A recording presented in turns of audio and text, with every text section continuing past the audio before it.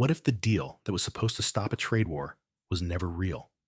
To begin with, China just closed the tap on the minerals that power your phone, your car, your defense systems. Now the US is accusing China of totally violating a deal signed just weeks ago, even though it was Washington that fired the first shot sanctioning China's tech giants days after the handshake. Imports have collapsed. Rare earth prices are up 21%. And President Trump says the next move is inevitable. But what if China's next move is no move at all? Because this time, silence may be the deadliest strategy in the war. On May 30th, Treasury Secretary Scott Bessent told CBS that China was withholding products essential to India, Europe, and our supply chains, accusing Beijing of breaching a 90-day trade truce inked in Geneva just weeks prior. But according to Reuters, just 3 days after that same deal, the U.S. sanctioned 5 more Chinese semiconductor firms, sparking immediate diplomatic protest. President Trump then declared on Truth Social that China has totally violated its agreement, yet made no mention of America's post-deal enforcement blitz. Bloomberg reports that rare earth shipments from China were already slowing prior to Bessant's appearance, with export licenses delayed by internal review, not official bans. The contradiction: Washington claims sabotage while Beijing cites a procedural backlog. But this isn't a new script. It's a rerun with new actors. The real question is whether the violation is one of terms or of trust. And that distinction may decide what collapses next. If the trade deal was a ceasefire, why are tariffs still flying? Geneva was supposed to pause hostilities with both sides, agreeing to suspend tariffs exceeding 100% for 90 days. But by May 25th, the U.S. Commerce Department had announced additional restrictions on AI chip exports to China, citing national security risks. A move, the Wall Street Journal noted, undermined the very spirit of the Geneva framework. China responded not with press conferences, but with silence. No mineral release, no clarification, no escalation. Bessent told Fox News, "Maybe it's a glitch. Maybe it's intentional. But if ambiguity is policy, then China may be using silence as leverage, while America uses sanctions as punctuation." According to IHS, market bilateral trade volume fell 18.6% year over year in May, the steepest contraction since the 2019 tariff war. The White House says China blinked. Beijing says it's still blinking. But someone's finger is still on the trigger. Signed on May 12th, the Geneva Agreement lasted about as long as a dry erase marker in a hurricane. The deal paused tariff hikes until mid-August, but included no enforcement mechanisms, no arbitration clauses, and no agreed list of deliverables, only vague promises on rare earth access and reduced trade friction. Analysts at the Peterson Institute called it a political optics deal, not a structural accord. So when Bessent now complains of non-compliance, the agreement's loopholes are hard to ignore. And the timing raises eyebrows. U.S. sanctions resumed after the truce, not before. Was Geneva just a diplomatic PR stunt to cool markets with no intent to follow through? Or worse, was it designed to fail? That ambiguity may be more destabilizing than open hostility.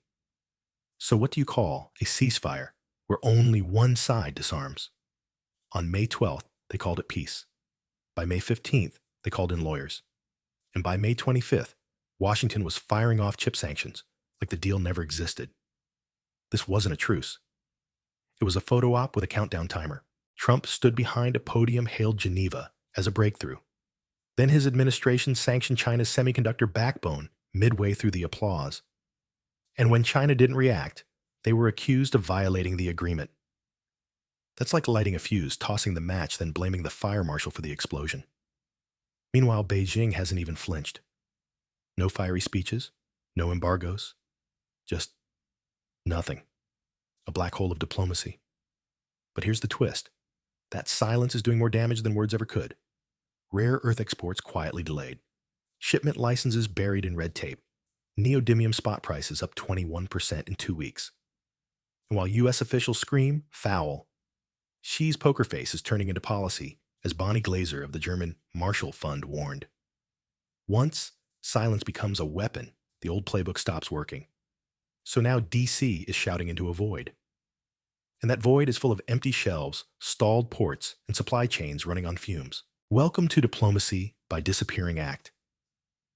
Because the deadliest strategy in this war might be doing absolutely nothing at all. April imports from China dropped 19.8%, according to Advanced Commerce Department data, slashing the U.S. goods trade deficit nearly in half compared to March. But beneath the headline, the story turns darker.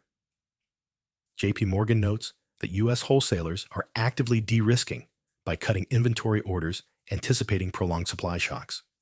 Walmart and Home Depot have already reported tightening supply margins, with CFOs citing tariff drag. Meanwhile, BLS data shows consumer spending contracted 0.2% in April, the first drop in 5 months, as inventories fell and prices plateaued. While inflation eased to 2.1%, economists warn the slowdown is supply-side driven, not demand-led, which risks stagflation if prolonged. The shelves aren't just thinning. They're warning signs wrapped in shrink wrap. On May 28th, a U.S. federal court in Washington, D.C., ruled that several 2024 tariff escalations lacked proper procedural justification under the Trade Expansion Act, a blow to the Trump administration's strategy of aggressive blanket tariffs. According to the Financial Times, nearly $42 billion in levies on consumer electronics and auto parts are now under judicial review. The administration maintains that all tariffs were national security-based, but critics argue the standards were inconsistently applied. This isn't just a trade issue, it's a constitutional one, said trade law professor Kathleen Clausen of Georgetown. If rulings proceed unfavorably retroactive, reimbursement could exceed $18 billion, impacting Treasury projections. And with Besant calling for a 10% global tariff floor just last week, the policy now risks outpacing its legal foundation. What happens when economic pressure becomes legally unglued? Inflation in April cooled to 2.1%, barely above the Fed's target, and retail spending dipped just 2%, according to the Bureau of Economic Analysis. On the surface, that signals stability. But Goldman Sachs warns these figures reflect lagged activity, not the impact of tariffs that only took effect weeks earlier. You don't see the shock until it hits margins and layoffs, said John Hatzius, the bank's chief economist. Already, UPS has announced a 12% volume decline in its Asia-US routes, and Target reports a 400 basis point margin drop in Q1, citing import disruption. The real damage isn't in April's numbers. It's what's about to hit in June. So if you're only watching the rearview mirror, you're not going to see the crash coming. On May 29th, the U.S. State Department revoked over 2,000 Chinese student visas under Section 212F, citing strategic espionage concerns. China's foreign ministry blasted the move as a politicized purge, calling it retaliation for its rare earth export controls. Reuters confirmed the visa move came within 48 hours of Washington expanding chip-related export bans to Chinese AI labs. Combined, these decisions mark a shift from economic rivalry to full-spectrum decoupling, affecting not just trade, but talent and research. When both nations begin weaponizing people flows, it's no longer just tariffs, said Bonnie Glaser of the German Marshall Fund. And the irony, some of those students had worked on supply chain optimization, the very disruptions now rippling through U.S. ports. Scott Bessant told Fox News last week that a direct call between President Trump and Chairman Xi will reset the table. But since Trump's May tariff spike, China has declined formal summit invitations, with Politburo analysts warning Beijing expects unpredictability from Washington. Xi Jinping hasn't spoken to Trump since January, and Chinese negotiators have frozen dialogue below vice ministerial level. Meanwhile, the Swiss-brokered Geneva framework, now fraying, was reportedly pushed through without military or tech concessions, a critical omission, according to Bloomberg's Deborah Jian-Lee. Trump insists a call can break the deadlock, but Beijing is waiting for guarantees. And every day they stall, U.S. firms absorb more cost, while China simply withholds minerals without lifting a finger. According to the U.S. Geological Survey, China controls 63% of global rare earth production and 87% of downstream processing capacity. Since April, Beijing has restricted neodymium and dysprosium shipments, key inputs for EVs, and defense systems, triggering a 21% spike in global spot prices. Ford Motor Canard has delayed EV rollouts in Michigan due to supply interruptions, while Germany's BASF warned clients of extended lead times on magnet materials. Despite calls for domestic sourcing, the U.S. still imports 74% of its rare earths from China. And as Xi plays the long game, allies are getting nervous. India's steel ministry is lobbying for independent supply corridors, while the EU Trade Commission issued a rare rebuke to both Washington and Beijing, urging de escalation before commercial resilience erodes beyond repair. Leverage isn't just what you hold, it's what the world notices you're not giving back. So was the Geneva deal breached broken or bait? That depends on which side of the embargo you're standing on. What's clear is that tariffs are rising, talks are stalling, courts are weighing legality, and minerals are quietly vanishing from supply chains. This isn't just friction, it's a fault line. And as Trump calls for new global tariffs, while the legal foundation cracks beneath him, China's leverage isn't in what it says, but in what it withholds.